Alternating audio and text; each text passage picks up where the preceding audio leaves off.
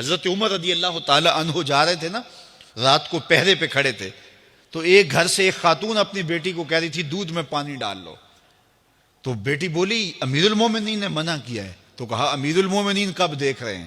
تو بیٹی بولی امیر المومنین نہیں دیکھ رہے، ان کا رب تو دیکھ رہا ہے۔ حضرت عمر دروازے پہ نشان لگایا تو آ گئے، دن کے اجالے میں پھر اس گھر کے دروازے پہ گئے اور صاحب خانہ سے کہا کہ اپنی بیٹی کا رشتہ میرے بیٹے کے لیے دے دو۔ امیر المومنین سوالی بن کے کھڑا ہے اس گھر میں، کہا اس بیٹی کا رشتہ مجھے دے دو۔ ان کو اور کیا چاہیے تھا؟ امیر المومنین کے بیٹے کے لیے رشتہ قبول کر لیا گیا۔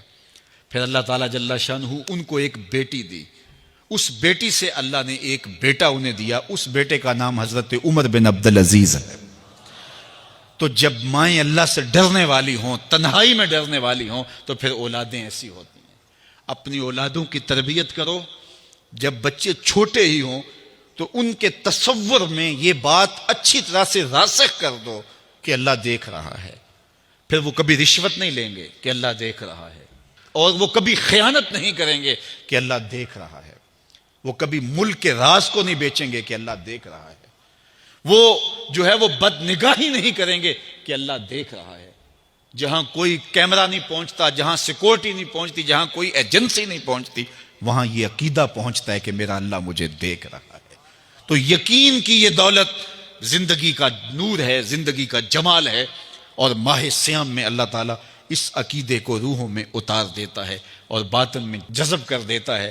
تو اس کو اپنے اندر اچھی طرح سے ہم اتار کر کے اپنی زندگی میں چراغاں کر سکتے ہیں اور اندھیرے دور کر سکتے ہیں۔ یہ تیقن کہ میرا اللہ مجھے دیکھ رہا ہے، میں اپنے رب کی نگاہوں میں ہوں۔ ارا زبیباً نملۃ سودا، کالی رات کے اندھیرے میں کالے پہاڑوں کی کوکھ میں گہرا غار ہے، اس غار میں چیونٹیوں کا سوراخ ہے، اس میں جب چیونٹی چلتی ہے اور وہ بھی سیاہ رنگ کی ہے، رات کی بھی سیاہی ہے، پتھر بھی کالا ہے اور چیونٹی بھی کالے رنگ کی، سینہ سنگ پر اس چیونٹی کے چلنے کی وجہ سے ایک وہمی اور گمانی لکیر بنتی ہے جس کو خوردبین سے دیکھنا بھی ممکن نہیں۔ تمہارا رب اس کو یوں دیکھتا ہے جس طرح دیوار چین کو دیکھتا ہے۔ تو کیا ذہن اور دماغ کی سکرین پہ آنے والے خیالات سے وہ غافل ہو سکتا ہے؟ کیا وسوسوں سے وہ غافل ہو سکتا ہے؟ تو آئیے اس یقین اور اس تیقن میں جینے کا گر سیکھیے۔ دیکھیے زندگی کتنی نور علی نور ہو جائے گی کہ میرا اللہ مجھے دیکھ رہا ہے، میرا اللہ مجھے ملاحظہ کر رہا ہے، میں اس کی نظروں سے، اس کی نگاہوں سے پوشیدہ نہیں۔ تو یہ عقیدہ ماہ سیام میں ہمیں نصیب ہوتا ہے۔ اور اگر ہم نے ماہ سیام کے دامن سے یہ سب کچھ نہیں سیکھا اور پورا مہینہ بھوک کاٹی، پیاس کاٹی اور مہینہ گزار دیا، اور عید کے دن وہیں کھڑے تھے جو ہم 29 شعبان کو جہاں کھڑے تھے، تو پھر ہم نے رمضان کی برکت کیا پائی؟ میرے حضور نے ممبر کی تینوں سیڑھیوں پہ قدم رکھتے ہوئے آمین آمین پکارا تھا۔ تو صحابہ نے پوچھا حضور یہ عجیب ماجرا ہم نے دیکھا ہے، کوئی دعا مانگنے والا نہیں تھا اور آپ نے آمین کہا، پھر دوسری سیڑھی پہ رکھا قدم، پھر آمین کہا، پھر تیسری سیڑھی پہ قدم رکھا تو آمین کہا۔ فرمایا میں نے پہلی سیڑھی پہ قدم رکھا تو جبریل حاضر ہوئے اور انہوں نے کہا اس شخص کی ناک خاک آلود ہو جس نے ماہ سیام رمضان المبارک کو پایا اور اپنی بخشش نہ کروا سکا۔